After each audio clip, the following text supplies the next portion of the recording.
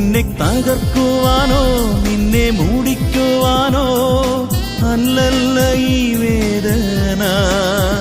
നിന്നെ പണിതെടുത്ത് നല്ല പൊന്നാക്കുവാൻ അല്ലയോ ഈ ശോധന. നഷ്ടങ്ങളിലും. Good morning.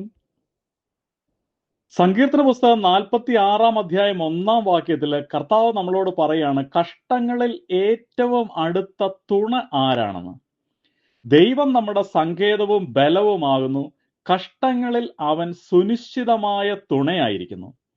ജീവിതത്തിലെ കഷ്ടങ്ങൾ വരുമ്പോൾ കോരഹിന്റെ മക്കള് ഈ സങ്കീർത്തന വരികൾ ധ്യാനിച്ച് പ്രത്യാശ നിറഞ്ഞ ഹൃദയത്തോടെ അവരോടൊപ്പം നമ്മളും ദൈവത്തെ സ്തുതിച്ചു പാടി ബലപ്പെടാത്ത വിശ്വാസികൾ കുറവായിരിക്കും. അപ്പോസ്തലനായ പൗലോസ് തിമോത്തിയോസിന് ലേഖനം എഴുതി അവസാനിക്കുമ്പോൾ വളരെ സങ്കടത്തോടെ പറയുന്ന ഹൃദയസ്പർശിയായ ചില വാക്കുകൾ അവിടെയുണ്ട്. തിമോത്തിയോസിന് എഴുതിയ 2 ലേഖനം 4 അധ്യായത്തിന്റെ 16 വാക്യം. എൻ്റെ ന്യായവാദങ്ങൾ അവതരിപ്പിച്ചപ്പോൾ ആരും എൻ്റെ ഭാഗത്തില്ല, എല്ലാവരും എന്നെ ഉപേക്ഷിച്ചു. ആ കുറ്റം അവരുടെ മേൽ കർത്താവ് ആരോപിക്കാതിരിക്കട്ടെ. ആരും എനിക്ക് തുണ തന്നില്ല, എന്നെ കൈവിട്ടു. പക്ഷെ അടുത്ത വാക്യം ഒന്ന് വായിക്കണം കേട്ടോ. 17 വാക്യം, കർത്താവ് എനിക്ക് തുണ നിന്നു. ഇന്നത്തെ കാലഘട്ടത്തിലും എത്രയോ വാസ്തവമായ കാര്യങ്ങളാണിത്. കഷ്ടങ്ങൾ വരുമ്പോൾ വീട്ടുകാരും കൂട്ടുകാരും നാട്ടുകാരും ആരും നമ്മൾക്ക് തുണ നിൽക്കില്ല. മിക്കവാറും കൂടപ്പിറപ്പുകൾ പോലും മാറി നിന്നു വരും. അപ്പോൾ നമുക്ക് സങ്കേതമായി, ബലമായി, ശക്തിയായി, തുണയായി കർത്താവ് നമ്മളുടെ കൂടെ ഉണ്ടാവും. കഷ്ടങ്ങളിലും പരീക്ഷകളിലും സങ്കടങ്ങളിലും ദുഃഖങ്ങളിലും വേദനകളിലും ഒക്കെ ഇന്ന് മനുഷ്യജീവിതത്തിന്റെ ഭാഗമാണ്. എന്നാൽ ഒരിക്കൽ ഇങ്ങനെ ആയിരുന്നില്ല. ആദിയിൽ ദൈവം മനുഷ്യന് വേണ്ടി ഏദനിൽ ഉണ്ടാക്കിയ തോട്ടത്തിൽ കഷ്ടതയും കണ്ണുനീരും വേദനയും ദുഃഖവും ഒന്നും ഉണ്ടായിരുന്നില്ല. പിന്നീട് മനുഷ്യൻ പാപം ചെയ്തപ്പോൾ കർത്താവായ ദൈവം ഏദനിൽ നിന്ന് അവനെ പുറത്താക്കുകയും മനുഷ്യന്റെ ആയുഷ്കാലമൊക്കെയും കഷ്ടതയോടെ ഉപജീവനം കഴിക്കാൻ അവനോട് കൽപ്പിക്കുകയും ചെയ്തു. ഉൽപ്പത്തി പുസ്തകം 3 അധ്യായം 17 വാക്യം. അന്ന് മുതലാണ് ലോകത്തിൽ മനുഷ്യന് കഷ്ടത ജീവിതത്തിന്റെ ഭാഗമായി മാറിയത്. മനുഷ്യന്റെ കഷ്ടത മാറ്റുവാനും അവനെ പുറത്താക്കിയ ഏദൻ പർദീസയിലേക്ക് അവനെ തിരിച്ചു പ്രവേശിക്കാനുമുള്ള ദൈവത്തിന്റെ നിത്യപദ്ധതിയുടെ ഭാഗമായി തന്റെ ഏകജാതനായ പുത്രനെ ഭൂമിയിൽ അയച്ച് കാൽവരിയിലെ ഒരു പാപ പരിഹാര യാഗമായി അർപ്പിച്ച് പാപിയായ മനുഷ്യന്റെ രക്ഷയെ പരിഹാരം ചെയ്ത് ദൈവം അത് സാധ്യമാക്കി തീർത്തു. അങ്ങനെ യേശുക്രിസ്തുവിൽ കൂടി നിത്യരക്ഷ പ്രാപിക്കുന്ന മനുഷ്യരോടൊപ്പം ഇനി എന്നേക്കും വാസം ചെയ്യേണ്ടതിന് ദൈവം പുതിയ ജെറൂസലേം എന്ന വിശുദ്ധ നഗരം ഒരുക്കി കാത്തിരിക്കുന്നു. ഈ നഗരത്തിന്റെ പ്രത്യേകതകളിലൊന്ന് കഷ്ടത ഇനി അവിടെ ഉണ്ടാകുകയില്ല എന്നുള്ളതാണ്. വെളിപാട് പുസ്തകം 21 അധ്യായം 5 വാക്യം മറക്കരുത്. ദുഃഖവും മുറവിളിയും ഇനി അവിടെ ഇല്ല. നമ്മുടെ കണ്ണുനീരെല്ലാം തുടയ്ക്കപ്പെടും. അങ്ങനെ പാപം മൂലം ഏദനിൽ നിന്ന് പുറത്താക്കപ്പെട്ട മനുഷ്യന്റെ ജീവിതത്തിൽ ഒരു ശാപം പോലെ കടന്നുകൂടിയ കഷ്ടതകൾക്ക് പരിഹാരമായി കഷ്ടതയില്ലാത്ത പുതിയ ജെറൂസലേം വാഗ്ദത്ത നഗരം ഒരുങ്ങിക്കൊണ്ടിരിക്കുന്നു. ഈ നഗരത്തിലേക്കുള്ള നമ്മുടെ പ്രവേശനം യേശുക്രിസ്തുവിൽ കൂടി സൗജന്യമായി സാധ്യമാക്കി തീർത്ത ദൈവകൃപയ്ക്കായി നമുക്ക് ദൈവത്തെ സ്തുതിക്കാം. ഉൽപ്പത്തി പുസ്തകം ആരംഭിച്ച് വെളിപാട് പുസ്തകത്തിൽ അവസാനിപ്പിക്കുന്ന മനുഷ്യ ജീവിതത്തിൽ ഉണ്ടാകുന്ന കഷ്ടതകളിലും ദൈവത്തിന്റെ ഇടപെടലുകളും നീക്കുപോക്കുകളും എന്തെല്ലാമെന്ന് ബൈബിളിൽ ഒരുപാട് സ്ഥലത്ത് രേഖപ്പെടുത്തിയിട്ടുണ്ട്.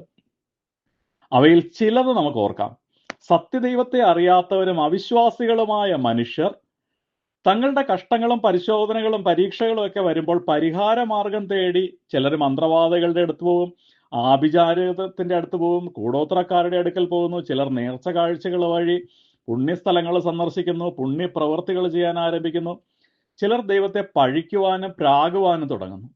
ചിലർ ജീവിതം അവസാനിപ്പിച്ച് ആത്മഹത്യ ചെയ്യുന്നു. മതി. എന്നാൽ ഇവയൊന്നും ജീവിതത്തിൽ വരുന്ന കഷ്ടപ്പാടുകൾക്കുള്ള ശാശ്വത പരിഹാരം അല്ല. മാത്രമല്ല, മനുഷ്യ ജീവിതത്തിൽ കഷ്ടതകൾ വരുമ്പോൾ ആരായാലും തടയുവാൻ കഴിയുന്നതുമല്ല. ദൈവം മനുഷ്യന് വേണ്ടി ഒരുക്കിയിരിക്കുന്ന കഷ്ടതകളിൽ കൂടി കടന്നു പോകുമ്പോൾ മതിയാകുന്ന ജഡത്തിൽ ജനിച്ച ഒരു മനുഷ്യനും യേശുവിന് പോലും ഇതിൽ നിന്ന് ഒഴിവാകാൻ സാധിക്കുകയില്ല. ലൂക്കാ സുവിശേഷം 17 അധ്യായത്തിന്റെ 25 വാക്യത്തിൽ ക്രിസ്തു നമുക്ക് വേണ്ടി കഷ്ടം അനുഭവിച്ചിട്ട് തന്റെ മഹത്വത്തിൽ കടന്നു. 1 പത്രോസ് 3:18 പറയുന്നു, ക്രിസ്തു ദൈവത്തോടൊപ്പം നീതിമാനായി നീതി കെട്ടവർക്ക് വേണ്ടി പാപം നിമിത്തം ഒരിക്കൽ കഷ്ടം അനുഭവിച്ചു.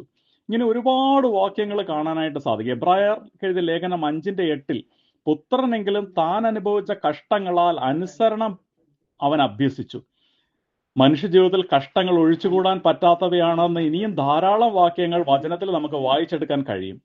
സമ്പന്നരെന്നോ ദരിദ്രരെന്നോ ബലവാനെന്നോ ബലഹീനനെന്നോ ഉന്നതനെന്നോ താഴ്ന്നവനെന്നോ വിശ്വാസിയെന്നോ അവിശ്വാസിയെന്നോ വ്യത്യാസമില്ലാതെ എല്ലാവരും ജീവിതത്തിൽ കഷ്ടതകൾ വരും. യേശു മരണത്തിൽ നിന്ന് ഉയർപ്പിച്ച ലാസർ മറ്റൊരു നാളിൽ മരണം കൊണ്ടുപോയി അല്ലെ.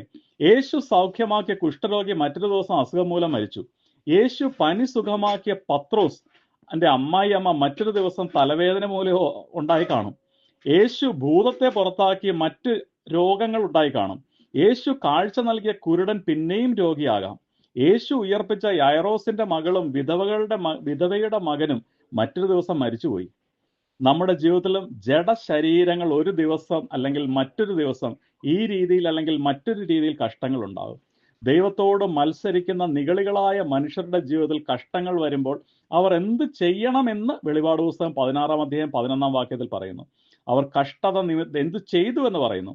അവർ കഷ്ടത നിമിത്തം ദൈവത്തെ പഴിച്ചുകൊണ്ട് കഷ്ടങ്ങളും വ്രണങ്ങളും കാരണക്കാരനായത് സ്വർഗത്തിലെ ദൈവമാണ് എന്നുള്ള രീതിയിൽ ദുഷിച്ചതല്ലാതെ തങ്ങളുടെ പ്രവൃത്തികളിൽ നിന്നും മാനസാന്തരപ്പെട്ട് അവർ ദൈവത്തോട് രക്ഷ പ്രാപിക്കുകയോ പകരം അനുദപിക്കുകയോ ചെയ്യാതെ പല്ല് കടിച്ച് അത്യുന്നതനായ ദൈവത്തെ അവർ ദുഷിച്ചു.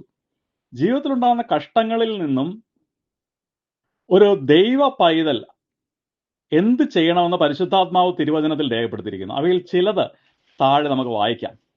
ദൈവത്തോട് പ്രാർത്ഥിക്കണം. യാക്കോബിന്റെ ലേഖനം 5:13 നിങ്ങൾ കഷ്ടതയെ അനുഭവിക്കുമ്പോൾ ദൈവത്തോട് പ്രാർത്ഥിക്കട്ടെ. ദൈവത്തോട് നിലവിളിക്കണമെന്ന് സങ്കീർത്തന പുസ്തകം 107:6 13:28 18:6 അവർ തങ്ങളുടെ കഷ്ടതയിൽ കർത്താവിനോട് നിലവിളിച്ചു, അവൻ അവരുടെ ഞെരുക്കങ്ങളിൽ നിന്ന് അവനെ രക്ഷിച്ചു. സങ്കീർത്തന പുസ്തകം 34:6 ഈ എളിയവൻ നിലവിളിച്ചു, കർത്താവ് കേട്ടു, അവന്റെ സകല കഷ്ടങ്ങളിൽ നിന്നും അവനെ രക്ഷിച്ചു. യോന 2:2 പറയുന്നു, എൻ്റെ കഷ്ടത നിമിത്തം ഞാൻ കർത്താവിനോട് നിലവിളിച്ചു, എനിക്ക് ഉത്തരം കിട്ടി, ഞാൻ പാതാളത്തിന്റെ വയറ്റിൽ നിന്ന് കരഞ്ഞു പ്രാർത്ഥിച്ചു, അവൻ എൻ്റെ നിലവിളി കേട്ടു. ഇങ്ങനെ ഒത്തിരി വാക്യങ്ങൾ നമുക്ക് കാണാനായിട്ട് സാധിക്കും. കുലുങ്ങാതെ ഉറച്ചു നിൽക്കണമെന്ന് 1 തെസ്സലോണി 3:2 പറയുന്നു. കഷ്ടതകളിൽ ആരും കുലുങ്ങിപ്പോകാതിരിക്കേണ്ടതിന് സ്ഥിരപ്പെടണം. റോമാലേഖനം 8:35 ഇത് പറയുന്നു. ധൈര്യപ്പെടണം. ലോകത്തിൽ നിങ്ങൾക്ക് കഷ്ടമുണ്ട്, എങ്കിലും ധൈര്യപ്പെട്ടുകൊള്ളുക, ഞാൻ ലോകത്തെ ജയിച്ചിരിക്കുന്നു. വിശ്വാസത്തിൽ ഉറച്ചു നിൽക്കണം. അപ്പൊ ഇതിന്റെ എല്ലാം അവസാനം നമുക്ക് കാണാനായിട്ട് സാധിക്കുന്നത് ഞെരുക്കത്തിന്റെ നാളുകൾ മാറി സമൃദ്ധിയുടെ നാളുകൾ വരും. കഷ്ടതയുടെ നാളുകൾ മാറി തേജസ്സിന്റെ നാളുകൾ വരും. ലജ്ജയുടെ നാളുകൾ മാറി സ്തുതി കീർത്തനങ്ങൾ ഉയർത്തുന്ന നാളുകൾ വരും. തിരസ്കരണത്തിന്റെ നാളുകൾ മാറി സ്വീകാര്യത്തിന്റെ നാളുകൾ വരും. ക്ഷീണത്തിന്റെ നാളുകൾ മാറി രോഗത്തിന്റെ നാളുകൾ മാറി കടഭാരത്തിന്റെ അലച്ചിലിന്റെ തോൽവിയുടെ തടസ്സത്തിന്റെ വെറുപ്പിന്റെ കണ്ണുനീരിന്റെ എല്ലാ നാളുകളും മാറി ഉത്സാഹത്തിന്റെയും സ്നേഹത്തിന്റെയും സാധ്യതകളുടെയും ആനന്ദത്തിന്റെയും നാളുകൾ വരും. പ്രിയരെ, കഷ്ടതകളിൽ ഏറ്റവും തുണയായി അടുത്ത് നമ്മുടെ ശക്തിയായി സങ്കേതമായി കർത്താവ് ഉള്ളത് കൊണ്ട് നാം ഭയപ്പെടുകയില്ല. ഹെബ്രായ ലേഖനം 13:6 വായിക്കണം കേട്ടോ. കർത്താവ് എനിക്ക് തുണയുള്ളത് കൊണ്ട് ഞാൻ പേടിക്കുകയില്ല. അവൻ നമ്മുടെ സ്ഥിതി മാറ്റും. നന്മയുടെ നാളുകൾ വരുന്നുണ്ട്. കർത്താവിൻ്റെ ഈ വചനങ്ങളാൽ ദൈവം ഇന്ന് നമ്മളെ അനുഗ്രഹിക്കട്ടെ. വിശ്വസിക്കുന്നവർ ആമേൻ പറഞ്ഞുകൊണ്ട് ഈ സന്ദേശത്തെ ഏറ്റെടുത്ത് കർത്താവിന് നന്ദി പറയാം. നല്ലൊരു ദിവസം ആശംസിക്കുന്നു. കൂടെ നടക്കാം. അവൻ നമ്മെ നിത്യതയുടെ തുറമുഖത്ത് സുരക്ഷിതമായി എത്തിക്കും. ആമേൻ. നിന്നെ തകർക്കുവാനോ നിന്നെ മൂടിക്കുവാനോ അല്ലല്ല ഈ വേദന, നിന്നെ പണിതെടുത്ത് നല്ല പൊന്നാക്കുവാൻ അല്ലയോ ഈ ശോധന. നഷ്ടങ്ങളിലും പതറിടല്ലേ, കണ്ണുനീരിലും തളർന്നിടല്ലേ, ഞാനെന്നും നിന്റെ ദൈവം, നീ